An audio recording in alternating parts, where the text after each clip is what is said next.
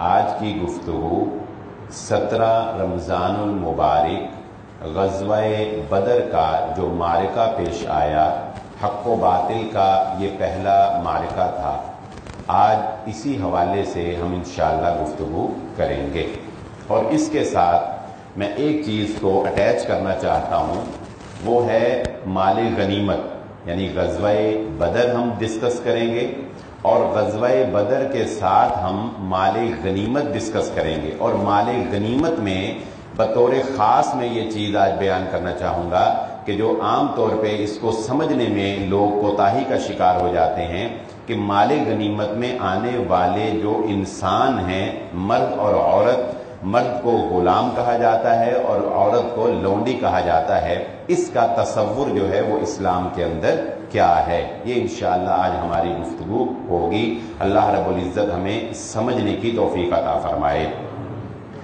اللہ رب العزت نے سورۃ الانفال میں اس کو ذکر کیا ہے اور جہاں سے آغاز کیا، یسألونک عن الانفال، اے نبی صلی اللہ علیہ وآلہ وسلم وہ آپ سے انفال کے بارے میں پوچھتے ہیں، قل الانفال للہ والرسول، تو آپ ان کو بتا دیجئے کہ انفال جو ہے وہ اللہ کے لیے ہے اور اللہ کے رسول صلی اللہ علیہ وآلہ وسلم کے لیے ہے، یعنی انفال کا فیصلہ اللہ کرے گا اور اللہ کے رسول محمد رسول اللہ صلی اللہ علیہ وآلہ وسلم کریں گے۔ اس آیت پر میں بعد میں آؤں گا، پہلے میں غزوہ بدر کے جو پس منظر حقائق تھے ان کے بارے میں آپ کے سامنے چند ایک باتیں رکھنا چاہتا ہوں کہ یہ غزوہ کیسے پیش آیا۔ ان غزوات کے بارے میں ہمیں جاننا اس لیے بھی ضروری ہے کہ اسلام کے خلاف جب بھی کوئی پروپیگنڈا کیا جاتا ہے تو ان غزوات کو ہی کانٹ چھانٹ کر کے پیش کیا جاتا ہے اور کہا جاتا ہے کہ دیکھو مسلمان جو ہیں وہ کس طرح دہشت گردی کو فروغ دیتے ہیں اور کس طرح مسلمانوں نے جو ہے وہ اسلام کو فروغ دینے کے لیے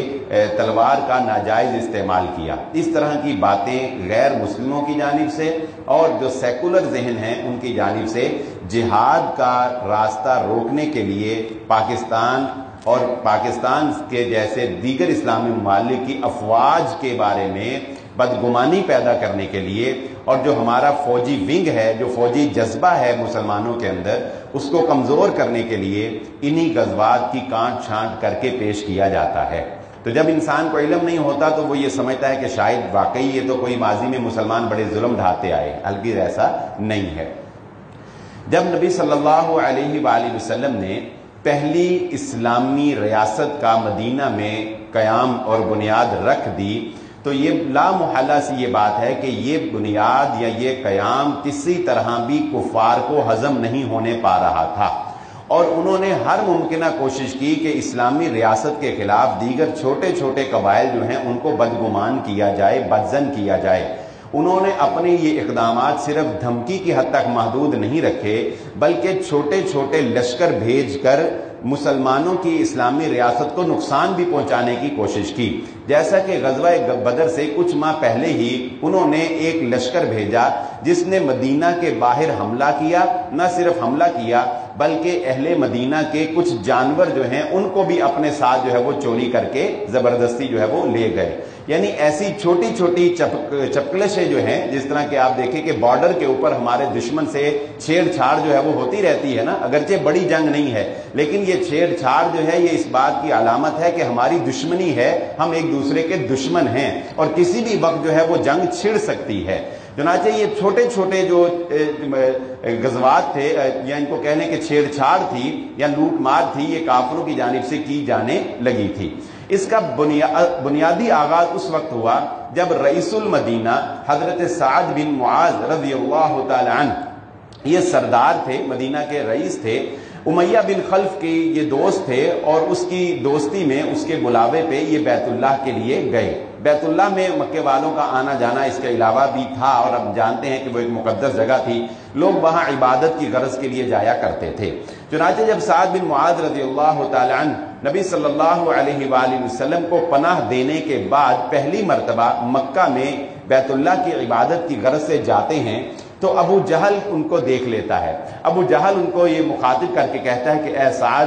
تمہارا کیا خیال ہے کہ تم ہمارے دین کے باغیوں کو اپنے ہاں پناہ دو اور ان کی مدد کا دم بھرو اور ہم تمہیں یہاں پر آرام سے عبادت کرنے دیں گے؟ اگر تم امیہ بن خلف کے دوست نہ ہوتے تو یہاں سے زندہ واپس نہ جا سکتے تھے۔ یہ پہلی دھمکی تھی اہل مدینہ کو اس بات کی کہ اب تمہارے لیے مکہ امن کی جگہ نہیں رہا اور مکہ میں ہم تمہیں امن و امان سے عبادت ہرگز نہیں کرنے دیں گے۔ اس کے جواب میں حضرت سعد بن معاذ رضی اللہ تعالیٰ عنہ فرماتے ہیں اگر یہ بات ہے تو یاد رکھو اگر تم ہمیں مکہ میں آنے سے روکو گے تو ہم تمہارے لیے ایک ایسی چیز سے تمہیں روک دیں گے جو اس سے بھی کہیں زیادہ تمہارے لیے اہم ہے اور اس سے بھی کہیں زیادہ تمہیں تکلیف دے گی۔ اس سے مراد حضرت سعد بن معاذ رضی اللہ تعالیٰ عنہ کی وہ شاہراہ تھی جو شام سے آتے ہوئے تجارتی قافلوں کی گزرگاہ تھی۔ یہ بات ذہن نشین رکھ لیجئے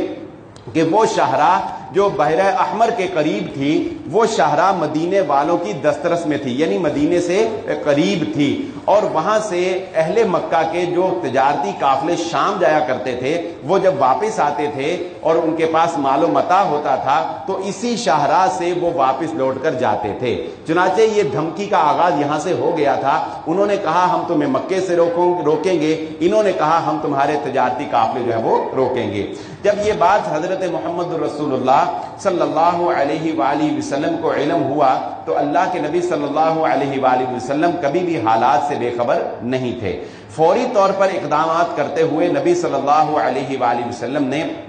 چھوٹے چھوٹے لشکر جو ہیں وہ بھیجے جن سے مسلمانوں کی داغ جو ہے وہ بیٹھ جائے اور ارد گرد کے قبائل کو یہ علم ہو جائے کہ ہوا کا رخ کس طرف ہے۔ چنانچہ پہلے آپ نے چند صحابہ اکرام بھیجے جن کو سریہ حمزہ کہا جاتا ہے، سریہ عبیدہ بن حارث کہا جاتا ہے، سریہ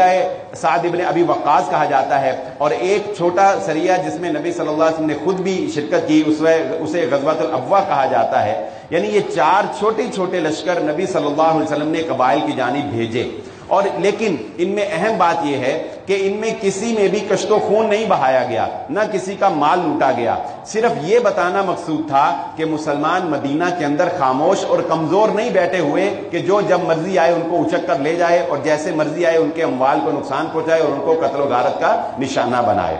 اس کے بعد نبی صلی اللہ علیہ وآلہ وسلم نے جب حالات کو تیزی سے جنگ کی طرف جاتے ہوئے دیکھا تو اس سے بڑا اقدام اللہ کے نبی صلی اللہ علیہ وآلہ وسلم نے یہ کیا کہ اس شاہراہ کے اوپر موجود جو ارد گرد چھوٹے چھوٹے قبائل تھے ان کی طرف نبی صلی اللہ علیہ وآلہ وسلم نے پیغامات بھیج کے ان کو اپنے ساتھ حلیفانہ معاہدے کرنے کے لیے آمادہ کیا۔ اگرچہ حلیفانہ معاہدے تو نہ ہو سکے لیکن اس میں نبی صلی اللہ علیہ وسلم کامیاب رہے کہ انہوں نے نا طرفداری کے معاہدے کر لیے۔ نا طرفداری یعنی ہم نہ ان کا ساتھ دیں گے نہ آپ کا ساتھ دیں گے۔ اگر حلیفانہ معاہدہ ہو جائے تو پھر تو مدینے والوں کا ساتھ دینا تھا نا انہوں نے، لیکن انہوں نے کہا کہ نہیں ہم نیوٹرل رہیں گے۔ یہ بھی ایک بہت بڑی کامیابی تھی کیونکہ اس سے پہلے تو وہ مکے والوں کے ساتھ تھے۔ چنانچہ نبی صلی اللہ علیہ وسلم نے قبیلہ جہینیہ کو اور اسی طرح قبیلہ بنی مدلج کو اور اسی طرح قبیلہ ذوالعشیرہ کو، اس طرح کے چار چھوٹے چھوٹے قبائل جو اس شاہراہ کے اوپر پہاڑوں کے اوپر آباد تھے اللہ کے نبی صلی اللہ علیہ وآلہ وسلم نے اپنا ہمنوا بنا لیا تھا۔ یہ وہ ابتدائی حالات ہیں جو غزوہ بدر سے پہلے قائم ہوئے، یعنی یہ جنگ ایسے ہی نہیں جو ہے وہ کھڑی ہو جاتی کہ جی ادھر سے وہ نکل آئے اور ادھر سے یہ نکل آئے اور جنگ جو ہے وہ ہو گئی، نہیں، بلکہ اس سے پہلے پورے ایک حالات تھے جو بنے تھے۔ اب وہ وقت آ گیا تھا جب حضرت سعد بن معاذ رضی اللہ تعالیٰ عنہ کو ابو جہل کی اس بات کا بدلہ لینا تھا۔ ابو سفیان ایک بہت بڑے تجارتی قافلے کے ساتھ جس میں 50,000 کے قریب اشرفیاں تھیں اور صرف 40 سے 50 کے قریب محافظ تھے، شام سے واپس لوٹ رہے ہیں۔ مسلمان جو کہ حالات سے مکمل طور پر باخبر تھے ان کو اس بات کا علم ہوتا ہے کہ ابو سفیان جو ہے وہ ایک قافلہ لے کر جو ہے وہ یہاں سے اب اس شاہراہ سے گزرے گا۔ نبی صلی اللہ علیہ وآلہ وسلم صحابہ اکرام کے ساتھ مشورہ کرتے ہیں جس کو اللہ رب العزت نے سورۃ انفال میں اس میں آیت نمبر 8 میں بیان کیا، وَإِذْ يَعِدُكُمُ اللَّهُ إِحْدَى الطَّائِفَتَيْنِ أَنَّهَا لَكُمْ وَتَوَدُّونَ أَنَّ غَيْرَ ذَاتِ الشَّوْكَةِ تَكُونُ لَكُمْ وَيُرِيدُ اللَّهُ أَن يُحِقَّ الْحَقَّ بِكَلِمَاتِهِ وَيَقْطَعَ دَابِرَ الْكَافِرِينَ۔ اللہ کے نبی صلی اللہ علیہ وآلہ وسلم نے صحابہ اکرام سے مشورہ کیا کہ ہمیں کیا کرنا چاہیے۔ کیا ہمیں ابو سفیان کے قافلے کا راستہ روکنا چاہیے یا کہ ہمیں کفار کے اس لشکر سے لڑنا چاہیے جو وہ ابو سفیان کے قافلے کے لیے بھیج رہے ہیں؟ ہوا کچھ یوں کہ جب ابو سفیان وہاں سے اس شاہراہ کے اوپر پہنچا جو بحیرہ احمر کے قریب تھی، تو ابو سفیان بھی سردار آدمی تھا، اسے بھی اس بات کی مکمل بھنک تھی کہ مدینے والوں سے ٹسل کی بنیاد رکھ دی گئی ہے، ہمیں ادھر سے امن و امان نہیں ہے۔ اس نے فوراً ایک پیغامبر کو بھیجا جس نے مکہ میں داخل ہوتے ہی اپنے اونٹ کے کان کاٹ دیے، اس کا ناک کاٹ دیا، اپنے کپڑے کو آگے اور پیچھے سے پھاڑ لیا۔ واویلے کا یہ ایک عالم تھا، اور یہ ان کی ایک ریت تھی کہ جب کسی کو مدد کے لیے پکارنا ہوتا تھا تو وہ ایسے کرتے تھے۔ اس نے کہا اے مکے والو،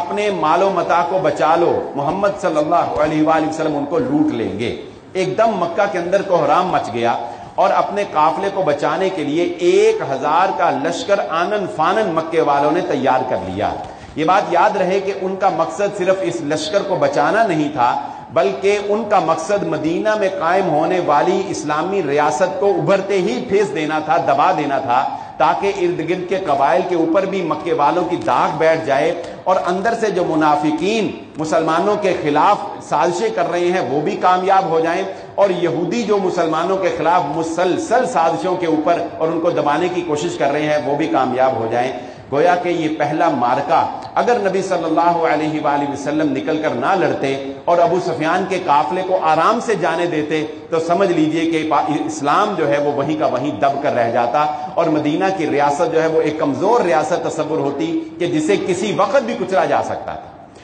چنانچہ اللہ کے نبی صلی اللہ علیہ وآلہ وسلم نے صحابہ سے مشورہ کیا۔ اللہ رب العزت نے وحی کے ذریعہ سے اپنے نبی صلی اللہ علیہ وآلہ وسلم کو فرمایا، جو یہ سورۃ الانفال میں ہے، کہ جب اللہ رب العزت نے تم سے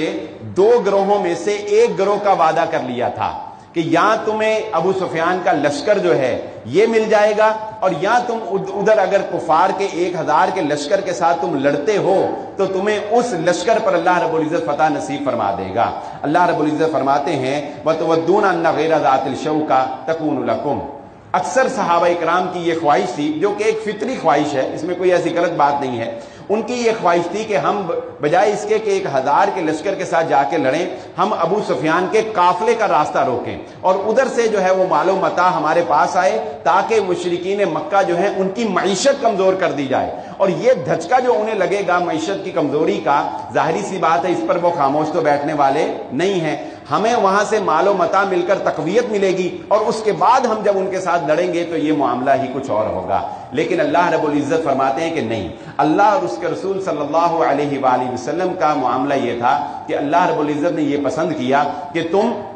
ایسے لشکر سے لڑو کہ جس سے حق کی فتح ہو، کیونکہ اللہ رب العزت مال و متاع کو نہیں چاہتا، اللہ مال غنیمت کو نہیں چاہتا، اللہ رب العزت حق کو غالب کرنا چاہتا ہے، اللہ رب العزت مسلمانوں کی داغ جو ہے وہ بٹھا دینا چاہتا ہے۔ چنانچہ مسلمانوں کو رسول اللہ صلی اللہ علیہ وآلہ وسلم کی قیادت میں اس لشکر سے لڑنے کا فیصلہ جو ہے وہ حتمی قرار پایا۔ اس کے لیے بھی ایک بہت پیاری تقریر ہے جو میں آپ کے گوش گزار کر دیتا ہوں، اور وہ کیا ہے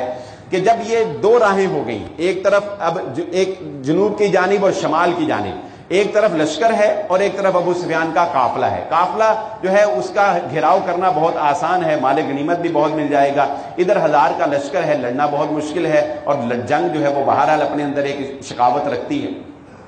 اللہ کے نبی صلی اللہ علیہ وآلہ وسلم، اللہ چاہتا ہے ادھر 1000 کی طرف جاؤ۔ اب اللہ کے نبی صلی اللہ علیہ وسلم کھڑے ہوتے ہیں، اللہ کے نبی صلی اللہ علیہ وآلہ وسلم پوچھتے ہیں کہ تمہارا صحابہ اکرام سے کہ تمہارا کیا خیال ہے کہ ہمیں اگر میں اس لشکر کے ساتھ ٹکرا جاتا ہوں تو کیا تم میرا ساتھ دو گے؟ سب سے پہلے مہاجرین میں سے صحابی کھڑے ہوتے ہیں اور وہ کھڑے ہو کر کہتے ہیں اے اللہ کے نبی صلی اللہ علیہ وآلہ وسلم، ہم آپ کے ساتھ ہیں، ہم نے آپ کو حق مانا، آپ کی اطاعت و فرما برداری کی، ہم آپ کے ساتھ قوم بنی اسرائیل والا سلوک نہیں کریں گے، ہم یہ نہیں کریں گے کہ اے محمد آپ اور آپ کا رب جا کے لڑو، ہم تو یہاں پر بیٹھے ہیں، ہم آپ کے ساتھ لڑیں گے حتیٰ کہ ہماری جانیں چلی جائیں، ہمیں اس بات کی پرواہ نہیں ہے۔ یہ مہاجرین کی طرف سے بیان تھا، لیکن اللہ کے نبی صلی اللہ علیہ وآلہ وسلم انصار کی جانب سے جواب چاہتے تھے، کیونکہ اس سے پہلے کسی بھی جنگی حکمت عملی میں، کسی بھی فوجی کارروائی میں نبی صلی اللہ علیہ وآلہ وسلم نے انصار کو شامل نہیں کیا تھا، صرف مہاجرین کو شامل کیا تھا تاکہ یہ جنگ قبائل کے درمیان نہ پھیلنے پائے۔ لیکن اب نبی صلی اللہ علیہ وسلم چاہتے تھے کہ انصار کی جانب سے جواب دیا جائے، चुनाचे बगैर किसी को मुखातिब किए नबी सल्लल्लाहु अलैहि वआलिहि वसल्लम ने अपना सवाल दोहराया, लोगों तुम्हारे सामने हक वाज़े हो चुका, हमारे पास दो रास्तों में से एक रास्ता है। हजरत साद बिन मुआज रज़ियल्लाहु ताला अन्हु फौरन भांप गए और वो खड़े हुए। ये अंसार सहाबा इकराम के सरदार हैं, रईसुल मदीना। ये खड़े हुए और खड़े होकर फरमाते हैं कि अल्लाह के नबी सल्लल्लाहु अलैहि वसल्लम, मुझे मालूम होता है कि आपका रूए सुकन हमारी तरफ है, तो फिर सुन लीजिए, हमने आपके हाथ पर बैत की है, हमने आप पर समा और ताअत का अहद किया है। हम उस हक को तस्लीम करते हैं जिस हक के साथ आपको भेजा गया है, उस जात की कसम जिसने आपको हक देकर भेजा है। अगर आप हम समुंदर में कूद जाने के लिए भी कहेंगे तो हम आपके साथ समुंदर में भी उतर जाएंगे। हम उस वक्त तक आपके साथ जिहाद करेंगे, आपके साथ जंग करेंगे, जब तक कि हमारी जानें जो हैं वो कायम हैं, जब तक कि हमारी सांसें जो हैं वो कायम हैं। इस तरह के अल्फाज के साथ हजरत साद बिन मुआज रज़ियल्लाहु ताला अन्हु ने नबी सल्लल्लाहु अलैहि वसल्लम के हौसले को जवान किया। चुनाचे मोहम्मद रसूलुल्लाह सल्लल्लाहु अलैहि वसल्लम ने मैदान जंग में, ग़ज़वा बदर में काफरों के 1000 के लश्कर के साथ जंग लड़ने का फैसला किया।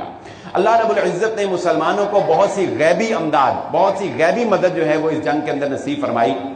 जैसा कि रसूलुल्लाह सल्लल्लाहु अलैहि वसल्लम ने जंग से पहले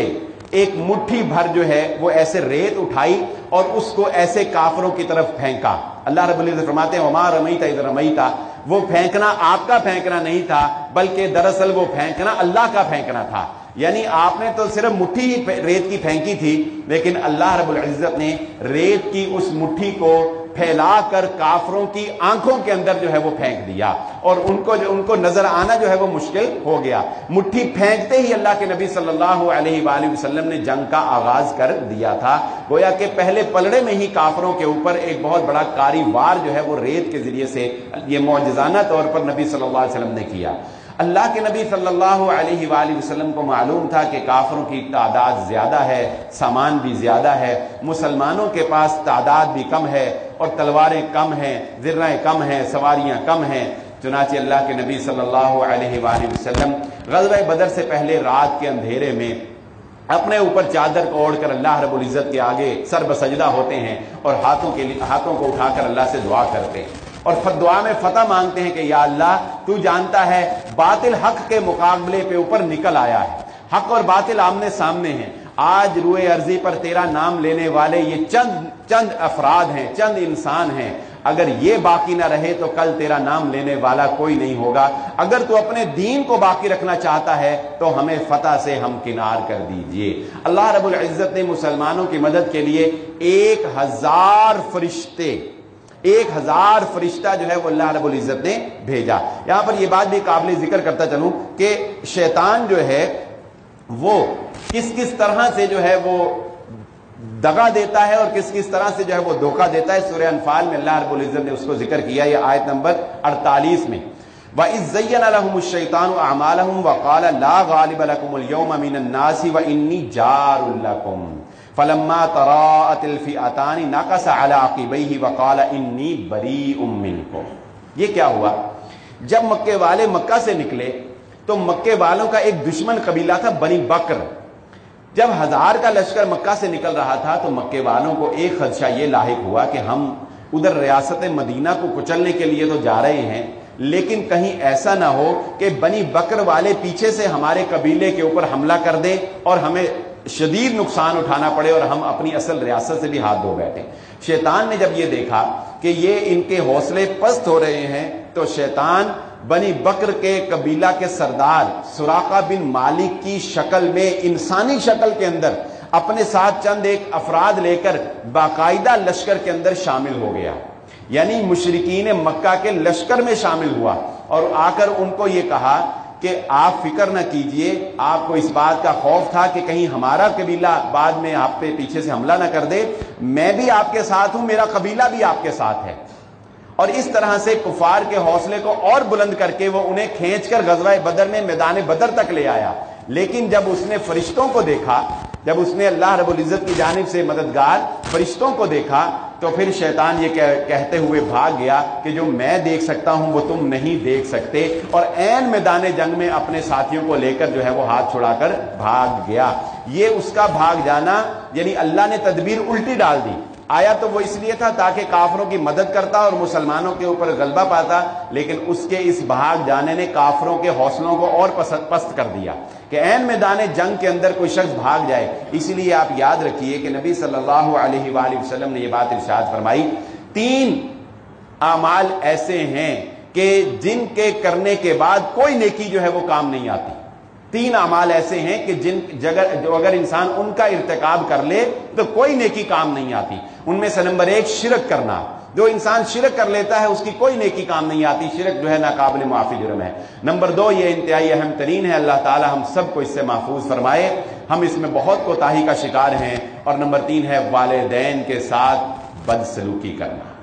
والدین کی نافرمانی کرنا، ان کو ستانا، ان کے ساتھ زیادتی کرنا۔ اور نمبر 3 میدان جنگ سے، قتال سے بھاگ جانا۔ یہ میدان جنگ سے بھاگنا اتنا بڑا گناہ ہے، نبی صلی اللہ علیہ وسلم نے فرمایا کہ اس کے بعد کوئی نیکی جو ہے وہ کام نہیں آتی، اس لیے کہ یہ بھاگنا صرف ایک فرد کا نہیں ہوتا، ایک فرد کے بھاگنے کی وجہ سے ایک پوری پلٹون جو ہے اس کے بھاگنے کا اندیشہ ہوتا ہے، اور ایک پلٹون کے بھاگنے کی وجہ سے پورے لشکر کے پست ہونے کا اندیشہ ہوتا ہے۔ اس لیے میدان جنگ سے بھاگنا یہ کوئی چھوٹی بات نہیں ہے، اس کو کبیرہ ترین گناہوں میں شمار کیا گیا، اور مرد مومن کبھی بھی میدان جنگ سے بھاگا نہیں کرتا۔ میدان سجدہ ہے، مسلمان اپنی بہادری کے جوہر دکھاتے ہیں، اور سب سے مشکل مہاجرین کے لیے ہے کہ آج ابھی تک تو ان کے اوپر ظلم ڈھائے جا رہے تھے، ابھی تک تو انہوں نے ظلم برداشت ہی کیے تھے، لیکن آج یہ وقت آن پہنچا ہے کہ مد مقابل کوئی ایسا دشمن نہیں ہے جو اجنبی ہو،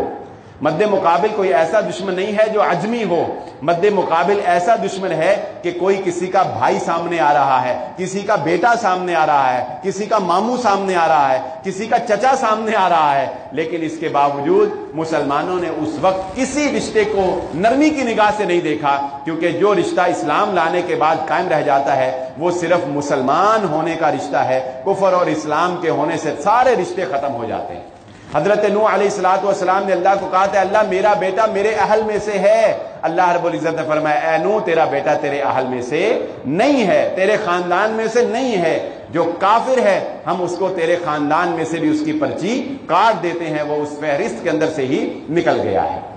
چنانچہ محمد الرسول اللہ صلی اللہ علیہ وآلہ وسلم کے صحابہ اکرام کے ساتھ اللہ رب العزت مسلمانوں کو فتح سے ہمکنار کرتے ہیں۔ اس غزوہ کے اندر بہت سے ایمان افروز واقعات بھی پیش آئے، جیسا کہ ابو جہل کے قتل کا واقعہ کہ 2 چھوٹے چھوٹے بچے معاذ اور معوذ وہ پاس کھڑے ہیں اور ساتھ عبد الرحمن بن عوف کھڑے ہیں، وہ ایڑیاں اٹھا اٹھا کر پوچھتے ہیں چچا جان ہمیں بتائیے این ابا جہل، ابو جہل کہاں ہے؟ وہ کہتے ہیں تو نے کیا کرنا ہے؟ وہ پوچھتے ہیں تو وہ بتاتے ہیں کہ ہمیں یہ پتہ چلا کہ وہ ہمارے نبی محمد صلی اللہ علیہ وآلہ وسلم کو برا بھلا کہا کرتا تھا۔ وہ کہتے ہیں کہ میں نے بتایا کہ وہ ابو جہل ہے، تو عقاب کی طرح وہ اس کے اوپر لپٹ پڑے اور اس کے اوپر حملہ آور ہو کے وار کیا، حتیٰ کہ اس کو جہنم واصل کر کے ہی انہوں نے جان چھوڑی،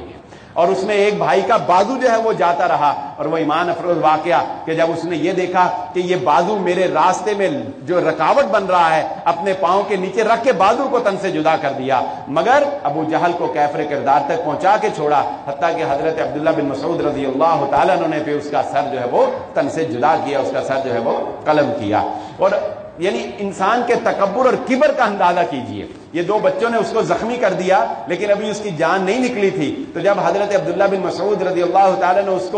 کو قتل کرنے لگے، اس کو جہنم حاصل کرنے لگے، تو وہ کیا کہتا ہے؟ کہتا ہے تم خوش نصیب ہو کہ تم کسی عام انسان کو نہیں ایک سردار کو قتل کرنے لگے۔ یعنی تکبر یہ اتنی بری چیز ہے کہ انسان مر جاتا ہے، وہ کہتے ہیں کہ جلتی جل گئی مگر وٹ نہیں گیا، وٹ نہیں، رسی کا وٹ نہیں گیا، جل جاتا ہے انسان۔ یہ تکبر جو ہے یہ اتنی بری چیز ہے۔ اب موقع آتا ہے اس آیت کا جو میں نے آپ کے سامنے پڑھی، یسألونک عن الانفال قل الانفال للہ والرسول۔ اب مال غنیمت کا موقع آیا، جب جنگ اپنے انجام کو پہنچ چکی تو مسلمانوں کے 3 گروہ بن گئے۔ ایک وہ گروہ تھا، یعنی لشکر کو نبی صلی اللہ علیہ وآلہ وسلم نے 3 حصوں میں منقسم کیا۔ ایک لشکر وہ تھا جس نے کافروں کا تعاقب کیا، یعنی کافر اب بھاگ رہے ہیں، شکست جو ہو گئی تو جو بچا کچا مال لے کر بھاگ رہے ہیں، تو مسلمانوں کا لشکر کا ایک گروہ جو ہے تعداد کتنی سی 313، یوں سمجھ لیں کوئی 150 ادھر چلا گیا، کوئی 100 ادھر، اور کوئی 32-33 جو ہے وہ ادھر نبی صلی اللہ علیہ وسلم کے پاس رہ گئے۔ تو پہلا گروہ وہ تھا جو کافروں کے تعاقب میں پیچھے چل گیا، دوسرا گروہ وہ تھا جو نبی صلی اللہ علیہ وآلہ وسلم کی حفاظت پر مامور تھا، اس نے آپ صلی اللہ علیہ وآلہ وسلم کا حصار نہیں چھوڑا، اور تیسرا گروہ وہ تھا کہ جس نے مال غنیمت اکٹھا کرنا شروع کر دیا۔ اب اس سے پہلے جاہلیت کے اندر جب جنگیں ہوتی تھیں تو جنگوں کا عمومی دستور یہ تھا کہ جو انسان جس کو مارتا تھا اس کے پاس سے جو کچھ بھی ملتا تھا وہ اس کا ہو جاتا تھا، یا جس نے جو بھی لوٹ لیا وہ اس کا ہو جاتا تھا۔ بس اوقات تاریخ میں ایسی جنگیں بھی ملتی ہیں کہ جنگ فتح ہو گئی، ایک قبیلے والے نے دوسرے قبیلے والے کو شکست دے دی، لیکن بعد میں اس قبیلے والوں کا مال غنیمت پر آپس میں ایسا جھگڑا ہوا کہ ایک دوسرے کو آپس میں مار مار کر اس سے زیادہ شکست کے دوچار ہو گئے۔ یعنی مال غنیمت پر جھگڑا یہ اس سے بھی بڑا ایک مسئلہ تھا۔ تو اس سے پہلے یہی تھا کہ جو جس کے ہاتھ لگ گیا وہ اسی کا ہے۔ چنانچہ صحابہ اکرام میں ابھی تک چونکہ کوئی جنگی قوانین اور کوئی جنگی اخلاقی حکمت عملی تو بیان نہیں کی گئی تھی، کیونکہ یہ پہلی جنگ تھی، اور اس سے پہلے انہوں نے جو جنگیں لڑی تھی وہ یہی تھی کہ بس جس کے ہاتھ آ گیا، چنانچہ جس کے ہاتھ آ گیا اس نے اپنے پاس رکھ لیا۔ اب اعتراض بنا ان کا جو اس کے لشکر کے تعاقب میں گئے تھے اور جو نبی صلی اللہ علیہ وسلم کی حفاظت میں تھے۔ انہوں نے کہا کہ بھائی اگر ہم تعاقب نہ کرتے تو یہ مال غنیمت کہاں جاتا، اور جو حفاظت کر رہے تھے انہوں نے کہا کہ ہم نبی صلی اللہ علیہ وسلم کی حفاظت چھوڑ دیتے، مال غنیمت میں لگ جاتے تو کون حفاظت کرتا، ہمارا بھی مال غنیمت میں حصہ ہونا چاہیے۔ چنانچہ یہ آپس میں بحث و تکرار ہونے لگی، کیونکہ مسلمان تھے، اخلاق بلند تھے، اس لیے لڑائی تک نوبت تو نہیں پہنچی، لیکن بحث و تکرار پر پھر اللہ رب العزت نے پہلے یہ آیات نازل فرمائی۔ یسألونک عن الانفال، وہ آپ سے انفال کے بارے میں پوچھتے ہیں۔ یہاں پر ایک بہت ہی پیارا نقطہ ہے، اللہ کی قسم، انفال نفل کی جمع ہے۔ انفال کس کی جمع ہے؟ نفل کی۔ نفل کسے کہتے ہیں ہم؟ اگر یہ تابع دار کی طرف سے کیا جائے، ملازم کی طرف سے، خادم کی طرف سے کیا جائے تو یہ وہ اضافی خدمت ہوتی ہے جو معاوضے سے زیادہ آقا کے لیے بجا لائی جائے، اور اگر یہ آقا کی جانب سے ہو نفل تو یہ معاوضے سے زیادہ جو دیا جاتا ہے اسے نفل کہا جاتا ہے۔ یہی ہے نا نفل۔ نفل کا معنی اپنی خوشی سے جو اضافی ہو، یہ معاوضہ نہیں ہوتا، یہ مقصد نہیں ہوتا، یہ منزل نہیں ہوتی۔ نفل عبادت جو ہم کرتے ہیں، نفلی عبادت، وہ کیا ہے؟ وہ ہماری خوشی ہے، کرو نہ کرو، کرو گے تو اللہ خوش ہوگا، نہ کرو گے تو کوئی مسئلہ نہیں۔ اللہ رب العزت نے مال غنیمت کو نفل قرار دیا ہے۔ کیوں؟ تمہارے جنگ کا مقصد مال غنیمت نہیں ہے، تمہارے جنگ کا مقصد کفر کو زیر کرنا اور حق کو بلند کرنا اور دنیا کے اوپر امن و امان قائم کرنا ہے۔ کفر کا راستہ اس لیے بند کرنا کہ کفر بد امنی اور ناانصافی کو فروغ دیتا ہے۔ وہ انشاءاللہ کبھی موقع ملا غزوہ تبوک پہ ہم گفتگو کریں گے تو انشاءاللہ اس پر بھی سیر حاصل بات آپ کے سامنے رکھوں گا۔ فی الحال اتنا سمجھ لیجئے کہ اللہ رب العزت نے یہ مسلمانوں کو بتا دیا کہ جنگ لالچ کی وجہ سے نہیں لڑی جاتی، یہ مال غنیمت تم میں سے کسی کا بھی نہیں ہے، سارا ہی اللہ کا ہے۔ پہلے یہ کہا یہ کس کا ہے؟ اللہ کا اور اس کے رسول کا ہے۔ چنانچہ نبی صلی اللہ علیہ وآلہ وسلم نے جب یہ آیات پڑھ کر سنائی تو صحابہ کرام کے ایسے ایسے واقعات ہیں، وہ کہتے ہیں کہ میرے پاس ایک تلوار تھی، بڑی خوبصورت تھی، میں نے لپیٹ کے رکھی ہوئی تھی کہ چل اے تے اپنی یہ دبا لو، لیکن جب یہ آیات نازل ہوئی لا کر نبی صلی اللہ علیہ وسلم کے سامنے پیش کرتے، کسی نے کچھ دبایا، کسی نے کچھ دبایا ہے، کسی نے، یہ کمال کے ایمان تھے اللہ کی قسم صحابہ کرام، یعنی کہ کوئی چیز انہوں نے چھپائی نہیں پھر جب اللہ کا حکم نازل ہو گیا۔ وغیرہ انسان کہتا ہے نا یہ چھوٹا جا ہیرا کیڑا کسی نے نظر آندہ ہے، چلو رکھ لو سائڈ تے، نہیں، چھپایا نہیں، پھر کچھ سارا کچھ لا کر جو ہے وہ نبی صلی اللہ علیہ وآلہ وسلم کے سامنے ڈھیر کر دیا۔ اس کے بعد پہلے اس پہ بھی کمال دیکھیں، اس پہ بھی اللہ رب العزت کا صحابہ کرام کی آزمائش دیکھیں کہ اللہ نے پہلے ہی نہیں بتا دیا کہ مال غنیمت کیسے تقسیم کرنا ہے، پہلے کہا سارا نفل ہے بھائی، اللہ کا ہے، اللہ جیسے چاہے خرچ کرے، تمہارا ہے ہی کچھ نہیں، تم نے جنگ لڑی نہیں اس کے لیے، تمہیں کیا، اللہ کو دے دو، سارا لا کر اللہ کے سامنے رکھ دیا۔ پھر اللہ نے بتایا کہ نہیں، اللہ کا نہیں ہے سارا، وَاعْلَمُوا أَنَّمَا غَنِمْتُم مِّن شَيْءٍ فَأَنَّ لِلَّهِ خُمُسَهُ وَلِلرَّسُولِ وَلِذِي الْقُرْبَىٰ وَالْيَتَامَىٰ وَالْمَسَاكِينِ وَابْنِ السَّبِيلِ، یہ 10واں پارہ جہاں سے شروع ہوتا ہے سورہ انفال کی آیت نمبر 41۔ اس آیت میں پہلے نفلی رکھا، پھر بتایا بعد میں جب سارا اکٹھا کٹھا کر لیا نا، پھر بتایا وَاعْلَمُوا أَنَّمَا غَنِمْتُم مِّن شَيْءٍ، جان لو مال غنیمت جو ہے اس کے 5 حصے کیے جائیں گے، ایک حصہ جو ہے وہ اللہ اور اس کے رسول کا اور ان کے قریبی رشتہ داروں کا اور یتیموں کا اور مسکینوں کا، اور باقی جو 4 حصے ہوں گے وہ ریاست جو ہے وہ فوجیوں کے اندر تقسیم کر دے گی۔ یہ ہے مال غنیمت کی تقسیم۔ رسول اللہ صلی اللہ علیہ وآلہ وسلم کی زندگی تک تو آپ نبی صلی اللہ علیہ وآلہ وسلم خود بھی لیتے رہے، اور اس مال غنیمت سے اہل بیت، یہاں پر اہل بیت کی فضیلت کا بھی اندازہ لگا لیجئے، اہل بیت کی فضیلت کا اور مقام و مرتبے کا اندازہ لگا لیجئے کہ اس کے بعد نبی صلی اللہ علیہ وسلم اہل بیت کو دیتے رہے، اور وہ لوگ جن کے دلوں کے اندر یہ خلش ہے کہ شاید کہ خلفائے راشدین اہل بیت کے معاملے میں دل کے اندر کوئی خلش رکھتے تھے، وہ یہ بات سمجھ لیجئے کہ نبی صلی اللہ علیہ وآلہ وسلم کی دنیا سے چلے جانے کے بعد ولی ذی القربیٰ کے تحت خلفائے راشدین نے مال غنیمت کا 5واں حصہ اہل بیت کے اندر تقسیم کرتے رہے، اہل بیت کو 5واں حصہ جو ہے وہ دیتے رہے۔ اسی لیے بات سے بات جو ہے وہ سمجھ آ جاتی ہے، اسی لیے اہل بیت کے لیے زکوٰۃ لینا جائز نہیں ہے، اہل بیت کے لیے زکوٰۃ لینا جائز نہیں ہے۔ کیوں؟ جو سید آج کل کہتے ہیں نا اپنے آپ کو سید ہیں، اہل بیت ہیں، ان کے لیے زکوٰۃ لینا، صدقہ کھانا جائز نہیں۔ کیوں؟ اس لیے کہ نبی صلی اللہ علیہ وآلہ وسلم نے منع فرمایا، اہل بیت پر صدقہ بھی حرام، زکوٰۃ بھی حرام۔ ہاں اگر کوئی غریب ہے، مسکین ہے اہل بیت میں سے، تو ریاست اس کو مال بیت المال سے کفالت کرے گی، جیسا کہ صحابہ نے ریاست مدینہ نے کر کے دکھایا، خلفائے راشدین نے کر کے دکھایا۔ لیکن یہ بات بھی بہرحال ذہن نشین رہے کہ اگر وہ غریب ہے بیچارے اور ریاست کوئی اقدامات نہیں کر رہی تو اب بھوکے تو نہیں مر جانا نا، مرتے کیا نہ کرتے، تو پھر وہ زکوٰۃ لے سکتے ہیں، صدقات لے سکتے ہیں، اور موجودہ جو حالات ہیں اہل بیت کو زکوٰۃ دی جا سکتی ہے، اہل بیت کو زکوٰۃ لے سکتے ہیں۔ آخری بات جس کی جانب صرف اختصار کے ساتھ میں گفتگو کرنا چاہوں گا، مال غنیمت کا ایک اہم حصہ ہوتا ہے کہ آپ کے پاس کچھ غلام آتے ہیں اور آپ کے پاس کچھ لونڈیاں آتی ہیں۔ یاد رکھیے یہ بات، جس طرح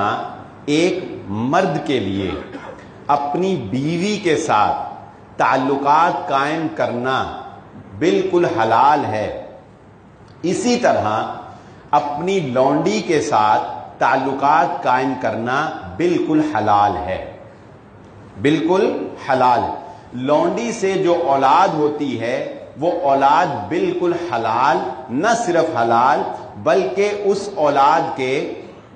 وہی حقوق ہوتے ہیں جو منکوحہ عورت سے پیدا ہونے والی اولاد کے ہوتے ہیں۔ اس میں آگے بہت سی تفصیلات ہیں، بلکہ آپ کے خلافت عباسیہ کے جتنے خلیفہ آئے ہیں سارے ام الولد تھے، یہ کوئی اچنبے کی بات نہیں ہے۔ عام طور پہ مسلمان یا نوجوان اس پر حیران ہو جاتے ہیں کہ یہ تو بڑی موجیں جی، اور بعض لوگ جو ہے اس کا مذاق بھی بناتے ہیں کہ جی جنگ ہوگی تو ایسے کریں گے ویسے کریں گے۔ نہیں، یہ کیا ہے؟ یہ ایک سسٹم ہے، اور اسلام نے اس کو کیوں باقی رکھا یہ بھی بیان کرتا ہوں۔ اسلام نے غلامی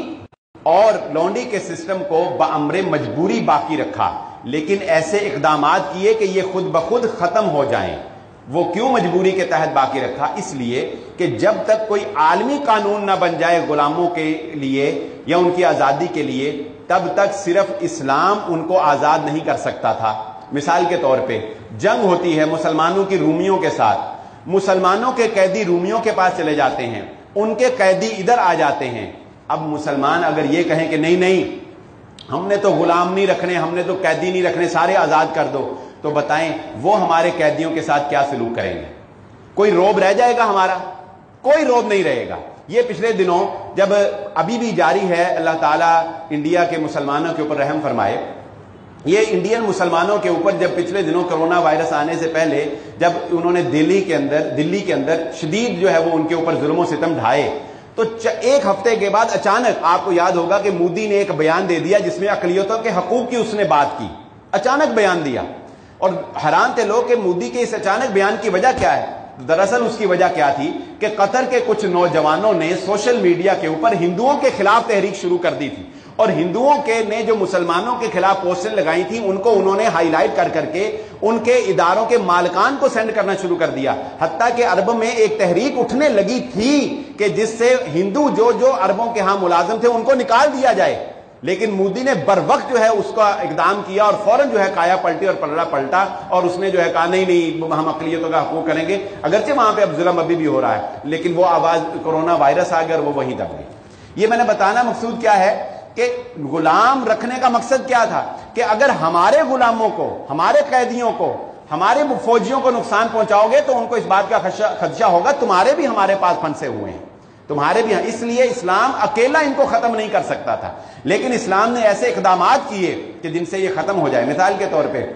اسلام نے کفارے میں ان کو رکھا کہ قسم کا کفارہ غلام آزاد کر دو، روزہ توڑ لیا غلام آزاد کر دو، فلاں گناہ کر لیا غلام آزاد کر دو، اور غلاموں کے حقوق اللہ کے نبی صلی اللہ علیہ وسلم نے اتنی سختی سے بیان فرمائے کہ صحابہ کرام کہتے ہیں کہ ہمیں ڈر آتا تھا کہ کہیں ہم ان کے حقوق نہ پورے کر سکیں۔ بہت سے صحابہ کرام غلاموں کو اس لیے آزاد کر دیتے تھے کہ کل قیامت کے روز ان کا جواب کیسے دیں گے۔ اب آئیے اصل بات کی طرف، غلام ایسے ہی نہیں ہے جیسا کہ ابھی ہمیں مال غنیمت میں پڑھا، ایسے نہیں ہے کہ جنگ لڑی اور جو ہتھے چڑھا چل اپنے گھر لے جاؤ، نہیں، غلام مال غنیمت میں ریاست کے پاس آتے ہیں، ریاست دیکھتی ہے کہ کیا ان کے بارے میں کیا فیصلہ کرنا ہے، ریاست کے پاس مختلف آپشنز ہوتے ہیں۔ مثال کے طور پہ ریاست کے پاس پہلا آپشن یہ ہوتا ہے کہ قیدیوں کے بدلے قیدی، ہمارے اپنے قیدی واپس لے لیے جائیں اور ان کے قیدی واپس کر دیے جائیں۔ بسا اوقات یہ صورت ممکن نہیں ہوتی۔ دوسری صورت جو